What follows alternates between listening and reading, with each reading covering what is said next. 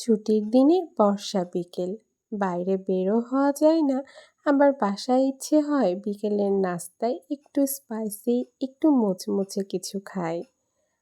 যেহেতু বর্ষার সিজন, মাছের ডিমের তো অভাব নেই।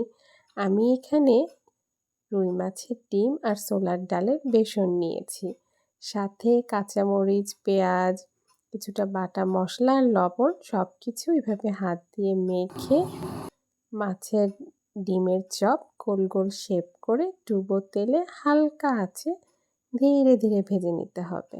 আমি কিন্তু এখানে কোনো হলুদের গুঁড়া ইউজ করিনি, কারণ আমার কাছে মনে হয় এরকম ভাজা কিছু হালকা আঁচে ধীরে ধীরে যে গোল্ডেন ব্রাউন কালারটা হয় না, সেটা অনেক বেশি সুন্দর। এরপর পরিবেশনের পালা। বাইরে থেকে ক্রিস্পি আর ভেতর থেকে নিজেরাই দেখে নিন কতটা সুন্দর ওয়েল কুক হয়েছে। আর স্বাদ মুখে না হয় নাই বা বলি। ধন্যবাদ।